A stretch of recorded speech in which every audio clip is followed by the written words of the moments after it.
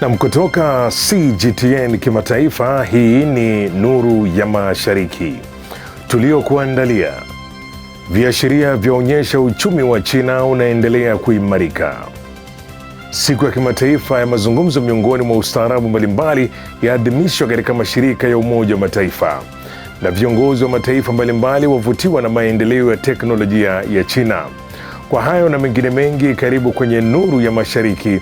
Jina langu ni Jacob Mogoa, usiondoke.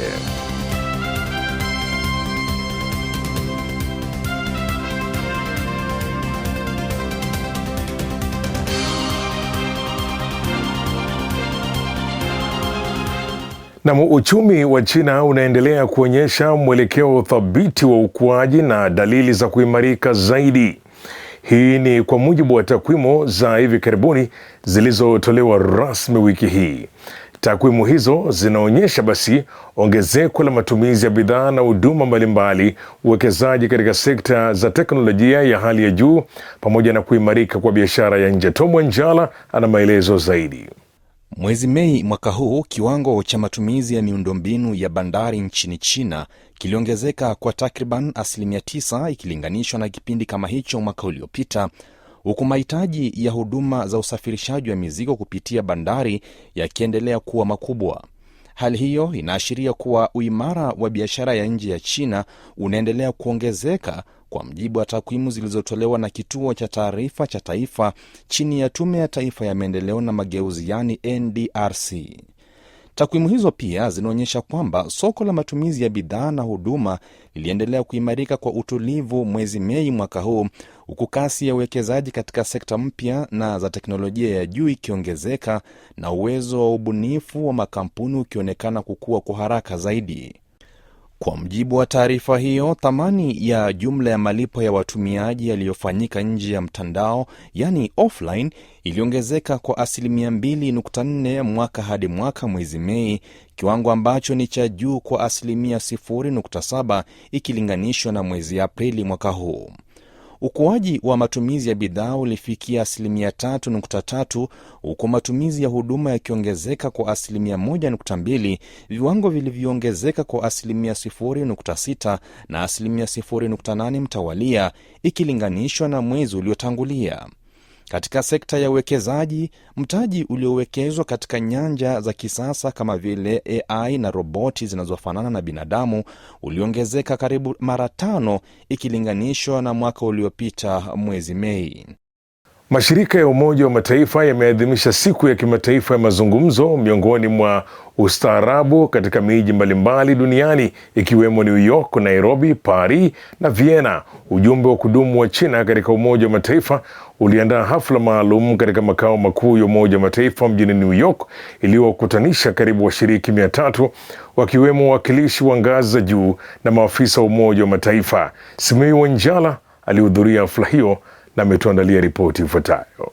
Katika ujumbe wao wa maandishi, Katibu Mkuu wa Umoja wa Mataifa Antonio Guterres na Rais wa Baraza Kuu la Umoja wa Mataifa Annalena Baerbock walisisitiza umuhimu wa kuendeleza mazungumzo kati ya tamaduni mbalimbali. Kwa mujibu wa Guterres, mazungumzo yana uwezo wa kutuunganisha tena kwa ajili ya dunia yenye haki na amani. Hafla hii ilidhaminiwa kwa pamoja na ujumbe wa kudumu wa Armenia, Colombia, Ethiopia, Ugiriki, Indonesia, Iraq na Mexico katika Umoja wa Mataifa, pamoja na muungano wa Umoja wa Mataifa wa ustaarabu na shirika la Umoja wa Mataifa la elimu, sayansi na utamaduni UNESCO. Katika makao makuu ya UNESCO mjini Paris, ujumbe wa kudumu wa China katika UNESCO na mradi wa Silk Road wa UNESCO waliandaa hafla nyingine iliyohudhuriwa na zaidi ya watu 400, wakiwemo wawakilishi wa nchi mbalimbali, maafisa wa mashirika ya kimataifa, wataalamu na wasomi. Hafla kama hii pia ilifanyika katika makao ya Umoja wa Mataifa mjini Vienna na kuvutia zaidi ya wageni 300, wakiwemo wakuu wa mashirika ya kimataifa na wawakilishi wa nchi na taasisi mbalimbali. Mwakilishi wa ofisi ya Umoja wa Mataifa Vienna, Catherine Perret, alipongeza jukumu la China katika kuhimiza mazungumzo kati ya ustaarabu wa dunia. Hali kadhalika alizitaka nchi zote kuendeleza uelewano na urafiki kati ya watu wa mataifa mbalimbali, pamoja na kuhimiza kuishi kwa amani kati ya tamaduni tofauti. Nchini Uholanzi, ubalozi wa China uliandaa hafla maalum katika jumba la amani, yani Peace Palace, makao makuu ya mahakama ya kimataifa ya haki. Zaidi ya watu 200 walihudhuria hafla hii hii wakiwemo viongozi wa mashirika ya kimataifa, maafisa wa serikali ya Uholanzi pamoja na mabalozi kutoka mataifa mbalimbali. The Chinese vision, that world outlook, a world view is very important. I mean, in that way, it actually promotes people interaction and people acceptance. We need to more than just tolerate each other. We need to accept one another and to embrace our differences. Sherehe za kuadhimisha siku hii pia zilifanyika jijini Nairobi, mji mkuu wa Kenya, zikihusisha zaidi ya maafisa wakuu wa serikali, wanadiplomasia na wasomi 200. I think it's a great event, exceptionally great, especially at the time what is happening around the world. Like the Secretary General said, we have to listen, we have to talk, we have to engage, we have to build bridges.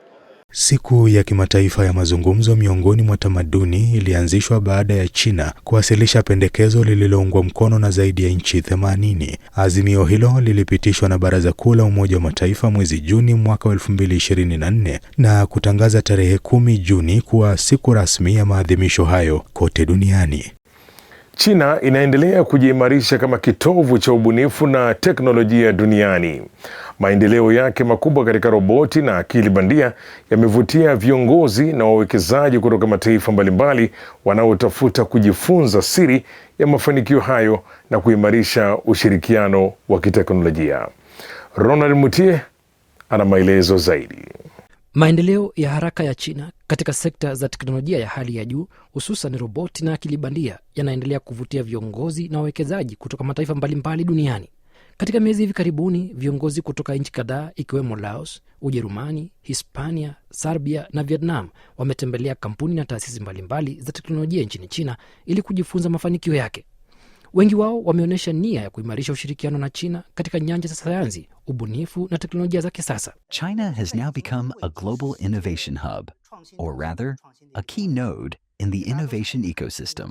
So everyone wants to see exactly how China is doing it, to seek opportunities, and to introduce China's smart manufacturing technologies to their own markets. For example, some European companies, such as automakers, are integrating our digital technologies and AI into their operations. Secondly, I believe some countries may wish to integrate into China's innovation ecosystem. Many foreign companies have established their innovation operations and research and development centers in China. Whether established, developed nations or countries in the global south, they can all find opportunities for cooperative development and solutions to their challenges in China's rapid technological progress and the development of innovation capabilities. Takwimu zinaonyesha kuwa China imekuwa moja ya vivutio vikuu vya ubunifu duniani, huku ikiongoza katika usajili wa hataza za uvumbuzi na maendeleo ya teknolojia mpya. Kwa sasa China ina ushirikiano wa kisayansi na kiteknolojia na zaidi ya nchi 100 na imeendelea kuhimiza ushirikiano wa kimataifa katika maendeleo ya akili bandia na teknolojia za kisasa.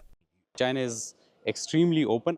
They want to share their knowledge, they want to share their technology, they want to share everything. Jukwaa la kimataifa la utawala wa haki za binadamu mwaka huu lililofunguliwa Alhamisi mjini Beijing, China, limeelezwa na washiriki wake kama fursa muhimu ya kuimarisha majadiliano na ushirikiano wa kimataifa wakati dunia ikikabiliwa na changamoto mbalimbali zinazoongezeka. Nilizamia taarifa hiyo na kukuandalia ripoti ifuatayo. Jukwaa hilo la siku 2 limewakutanisha washiriki zaidi ya 400 kutoka nchi zaidi ya 100 pamoja na mashirika ya kimataifa ikiwemo Umoja wa Mataifa. Mbali na hafla ya ufunguzi na kikao kikuu, jukwaa hilo lina mijadala maalum inayojadili masuala mbalimbali ikiwemo nafasi ya haki za binadamu katika utawala wa kimataifa, changamoto na fursa za haki ya maendeleo katika enzi ya akili bandia, pamoja na uhusiano kati ya mchakato wa kisasa wa maendeleo na ustawi wa wananchi. Kutokana na changamoto za kimataifa kama mabadiliko ya tabia nchi, migogoro na kuongezeka kwa pengo la kiuchumi, washiriki kutoka nchi za kusini mwa dunia wamehimiza kuwepo kwa mfumo wa maendeleo unaoweka ustawi wa watu na maendeleo endelevu katika nafasi ya kwanza. In this time, a forum like this offers an opportunity for us to have dialogue together about the importance of human rights.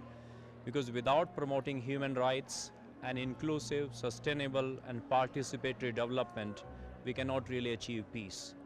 And without peace, we cannot secure human rights and development. Droughts, climate change, and we have limited resources. But we learned that without development, without water, without housing and food security, other rights remain out of reach. So development for us is not a luxury. It is a precondition to dignity. Washiriki kutoka nchi zinazoendelea walieleza kuwa maendeleo si anasa bali ni hitaji la msingi kwa maisha yenye heshima. Walibainisha kuwa changamoto kama ukame, mabadiliko ya tabia nchi, uhaba wa maji, makazi na usalama wa chakula zinaendelea kuathiri mamilioni ya watu duniani. Overall, these discussions benefit everyone. This forum on global human rights governance is especially important at a time when the world faces growing inequalities. I believe participants will use these meetings to learn from one another and find common ground to promote development in the field of human rights. Washiriki walikubaliana kuwa haki ya maendeleo inaendelea kuwa nguzo muhimu katika kukabiliana na changamoto za haki za binadamu duniani, huku wakitaka ushirikiano wa karibu zaidi kati ya mataifa ili kupunguza ukosefu wa usawa na kuhakikisha matunda ya maendeleo yanawanufaisha watu wengi zaidi. Na kwingineko ni kwamba China imekamilisha mpango wa tathmini ya umahiri wa mahabara za upimaji wa chakula kwa kushirikiana na nchi washirika wa mpango wa ukanda mmoja na njia moja ili kusaidia kuimarisha biashara ya chakula kati ya pande hizo mbili. Hamis Darwish anaripoti zaidi. Mpango huo ulianzishwa kwa pamoja na mamlaka ya taifa ya China ya usimamizi wa soko na shirika la Umoja wa Mataifa la maendeleo ya viwanda UNIDO. Lengo la mpango huo lilikuwa kufungua kikamilifu fursa za biashara ya chakula kati ya nchi hizo ambazo zimekuwa zikikwamishwa na tofauti za viwango vya maendeleo ya teknolojia na viwango vya upimaji. Mpango huo ulijikita katika masuala mawili makuu ya usalama wa chakula ambayo ni uchafuzi wa metali nzito na mabaki ya dawa za mifugo kwenye chakula. Vipengele muhimu vya upimaji vilijumuisha uwepo wa kadmiamu na kromiamu pamoja na dawa ya chloramphenicol katika nyama ya kamba au shrimp. Kuna maabara 252 zilizoshiriki katika mpango huu. Washiriki kutoka nje ya China walijumuisha maabara 33 kutoka nchi 15 za Asia, Afrika na Amerika Kusini. Maabara zote ni zile zinazosimamiwa na mamlaka za ndani au taasisi zinazoheshimika za upimaji wa watu watatu. Matokeo ya majaribio kutoka kwa maabara zote yalichambuliwa kwa kutumia algorithi zinazotambulika kimataifa na kiwango cha jumla cha kuridhisha kilifikia 85%. Matumizi ya umeme nchini China yamefikia kiwango cha kihistoria yakizidi kilowati saa trilioni 10 kwa mara ya kwanza. Hatua hiyo inaonyesha ukuaji wa sekta za uzalishaji pamoja na mafanikio ya nchi hiyo katika maendeleo ya nishati safi. Zakia Pong anatufahamisha zaidi kwenye sehemu yetu ya Ifahamu China.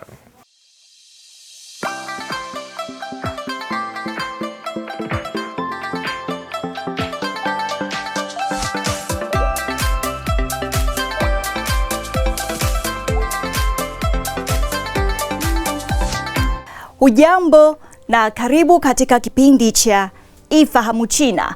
Mimi ni Zakia Peng. China imekuwa nchi ya kwanza duniani kutumia zaidi ya kilowati saa trilioni 10 za umeme kila mwaka na kuzidi jumla ya nishati inayotumiwa na Marekani, Umoja wa Ulaya, Urusi, India na Japan mwaka 2025. Mpito wa kijani wa sekta ya nishati umekuwa nguzo muhimu ya maendeleo ya hali ya juu ya China. Mwaka jana jumla ya matumizi ya umeme ya China yalifikia hatua muhimu ikizidi kilowati saa trilioni 10 kwa mara ya kwanza. Takwimu hizi ni karibu mara 2 ya jumla ya matumizi ya nishati nchini China kwa mwaka 2015. Kwa kutumia wastani wa matumizi ya kila mwaka ya kaya ya kilowati saa 3000 kwa familia ya watu watatu kama kigezo, kilowati saa trilioni 10 za umeme za China zinaweza kukidhi mahitaji ya umeme ya kila mwaka ya kaya zaidi ya bilioni 3.3. Idadi hii itatosha kuendesha magari milioni 150 ya umeme katika safari kutoka duniani hadi kwenye mwezi, ikiwa itahesabiwa na kiwango kipya cha kitaifa cha China cha kilowati 15 kwa kilowati 100 kwa magari ya umeme. Matumizi ya umeme nchini China yameongezeka kutoka kilowati saa trilioni 5 hadi kilowati saa trilioni 10 katika muongo mmoja uliopita. Matumizi ya umeme ya China yanazidi jumla ya uchumi kadhaa, ikionyesha jukumu la China kama nguvu ya utengenezaji na taifa lenye watu wengi, na kuonyesha uboreshaji wa kina katika uwezo wa usalama wa nishati wa China.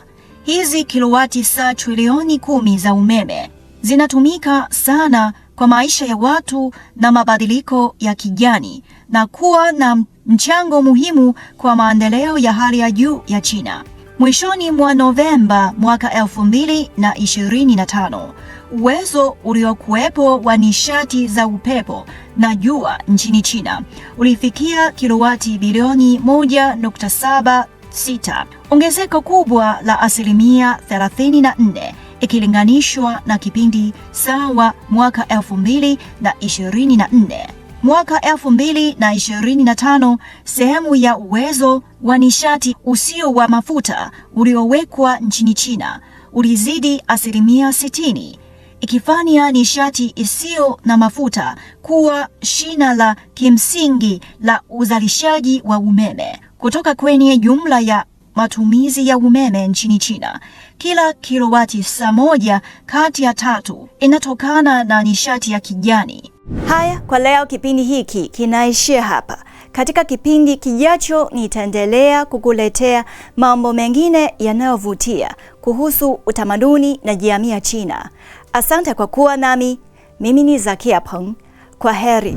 Na kabla basi ya kukamilisha makala haya, hivi sasa ni wakati wa kujifunza lugha ya Kichina.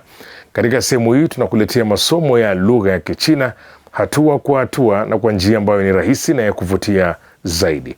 Karibu basi kwa pamoja tuweze kujifunza lugha ya Kichina.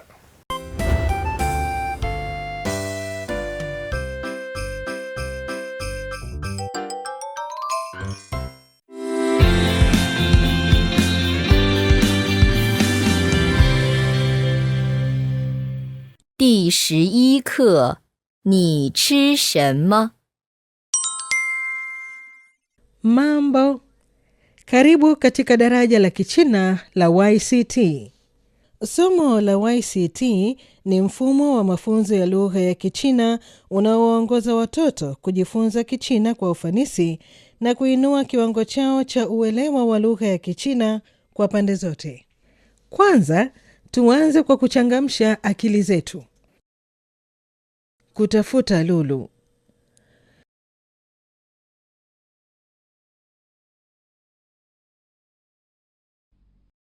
Lulu ya nguva imepotea. Unaposoma msamiati sahihi, nguva mdogo anaweza kupata lulu yake. Da.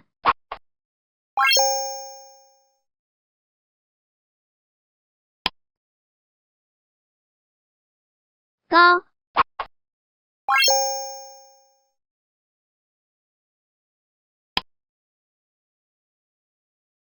Shi.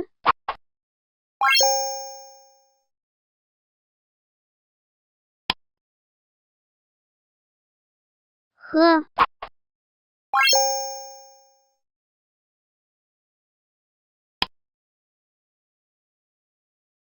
Ai.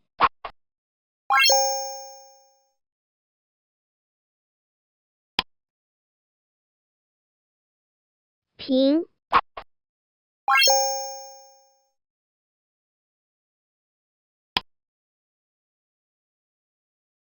Guo.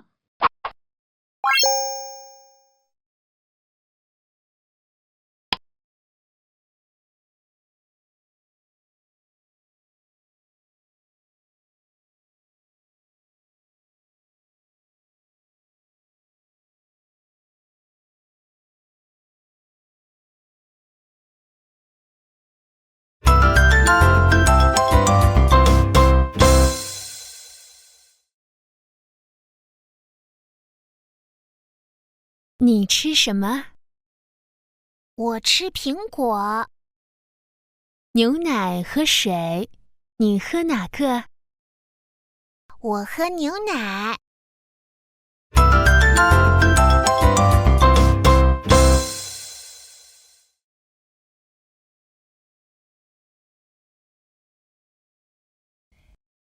你吃什么？我吃苹果。牛奶和水，你喝哪个？我喝牛奶。他吃什么？他吃苹果。他喝什么？他喝牛奶。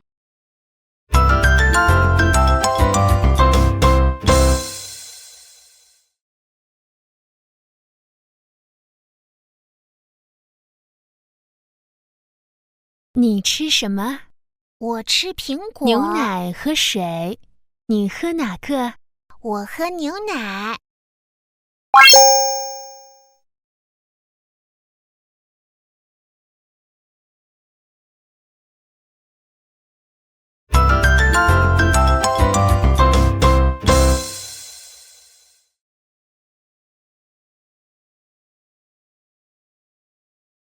今天吃什么？今天是爸爸的生日，吃面条。我爱吃蛋糕。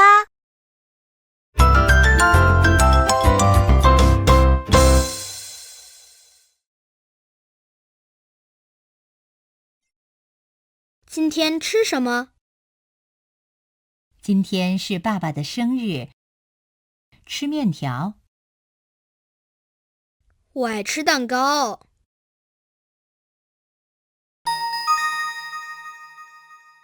今天他们吃什么？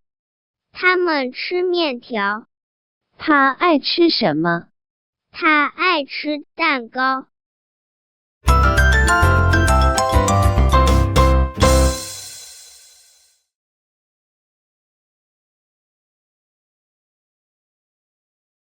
今天吃什么？今天是爸爸的生日，吃面条。我爱吃蛋糕。Sasa tumemaliza maandishi yetu. Hebu tutazame video hii kuhusu hadithi, kisha tujibu maswali. 你喜欢吃什么？我喜欢吃寿司。我喜欢吃披萨。我们爱喝冰水。我们爱喝热水。